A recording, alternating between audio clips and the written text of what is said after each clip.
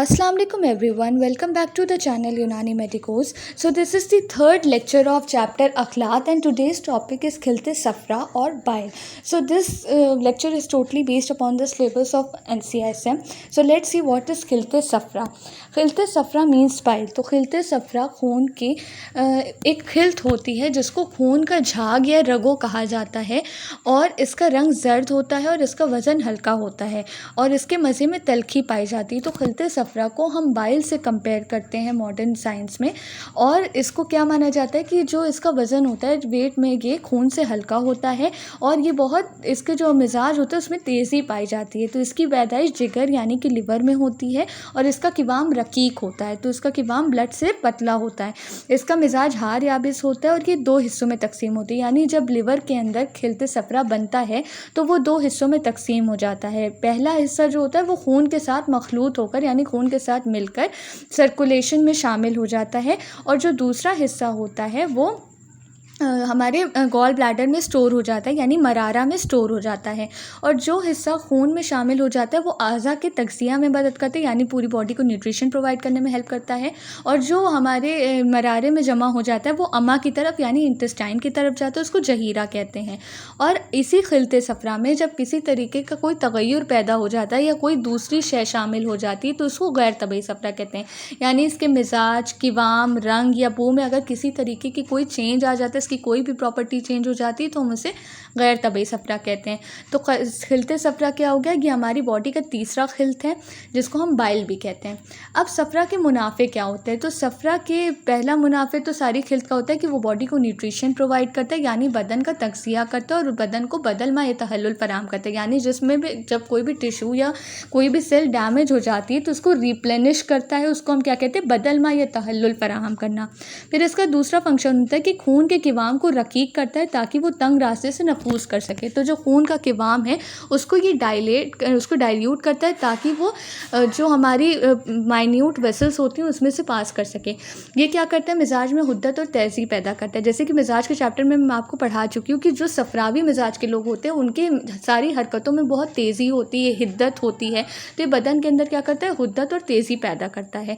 फिर चौथा इसका फंक्शन ये होता है कि अमा के फुजलात को धोता है और उसमें कैफियत लज़्ज़ा पैदा करता है। इसका मतलब ये होता है कि जब इंटेस्टाइन में किसी तरीके के बलगमी मादे या कोई फासिद मादे इकट्ठा हो जाते हैं तो ये उसको, क्योंकि ये मिजाज में तेज़ होता है तो उसको धोकर बिल्कुल साफ़ कर देते हैं और उसके अंदर कैफियत लज़्ज़ा पैदा करते हैं। इसका मतलब होता है कि इंटेस्टाइन के अंदर कुछ ऐसे चेंजेस पैदा करते हैं जिससे कि ह्यूमंस डिफिकेट करने के लिए तैयार हो जाते हैं, मतलब डिफिकेशन में ये हेल्प करता है एक तरीके से।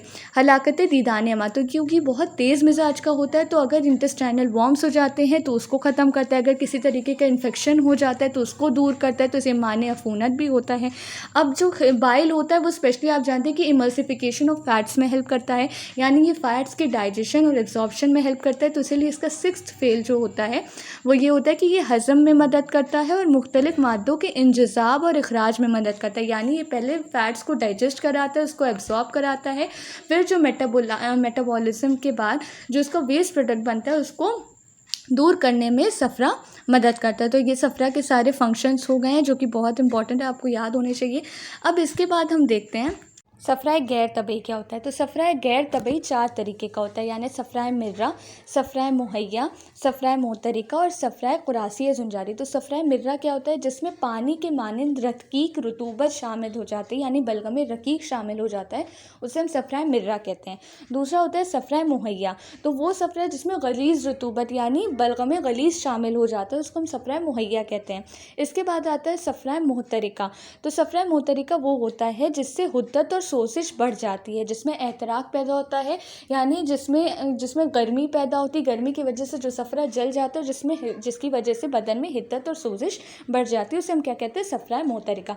और लास्ट होता है हमारा सफ़रा कुरासी या सफ़रा जुंजारी। तो इस किस्म का सफ़रा क्या होता है, हरे कलर का होता है यानी ग्रीन कलर का, सब्ज़ रंग का होता है। तो ये चार होते हैं सफ़रा गैर तबई। नेक्स्ट है अमराज सफ़रा, यानी सफ़रा की वजह से बदन के अंदर कौन कौन से अमराज हो सकते हैं।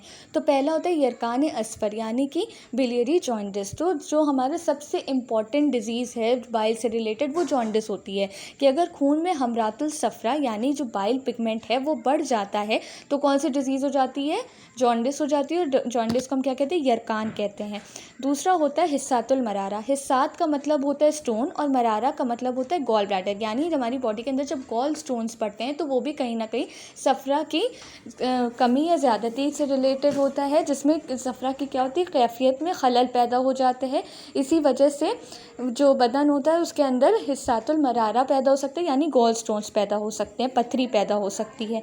फिर होता है सुगराउल कबिद सफ़रावी। सुगराउल कबिद सफ़रावी का मतलब होता है यानी एट्रॉफी ऑफ लीवर। सुगराउल कबिद का मतलब लीवर होता है और सुगरा का मतलब होता है छोटा होना, यानी जो हमारा लिवर का जो सरफेस होता है वो सिकुड़ कर छोटा हो जाता है और इसमें क्या होता है, जिगर का रंग जर्द हो जाता है और इसका हजम घट जाता है। हजम का मतलब होता है उसका सरफेस एरिया घट जाता है। तो एट्रॉफी ऑफ लीवर भी हम सफ़रा की कमियत या कैफियत में खलल पैदा होने की वजह से हो सकता है। चौथा होता है बसूरात सफ़रावी। बसूरात का मतलब होता है फोड़े फुंसियाँ, इसको नमला भी कहते हैं। तो अगर जिल्द पर या स्किन पर बारीक सुर्खी माइल या जर्दी माइल फुंसियाँ निकल आती हैं तो उसको हम क्या कहते हैं, बसूरात सफ़रावी कहते हैं। नेक्स्ट हमारी डिजीज़ होती है खसरा या मोती झरा जिसको कहते हैं। तो इसमें जो बसूरात होते हैं उनमें सोजिश और जलन भी पैदा होती है, यानी जो फोड़े फुंसियाँ निकलती हैं उसमें सोजिश और जलन भी महसूस होती है।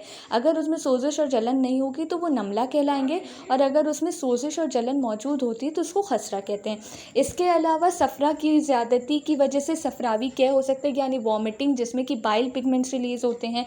सफ़रावी इसहाल हो सकता है, डायरिया हो सकता है, हुमैयात सफ़रा हो सकता है, यानी सफ़रा की ज़्यादती की वजह से फ़ीवर भी आ सकता है। तो ये था हमारा आज का लेक्चर। अगर आपको अच्छा लगा हो so please do like, share and subscribe the channel and thank you for watching the video.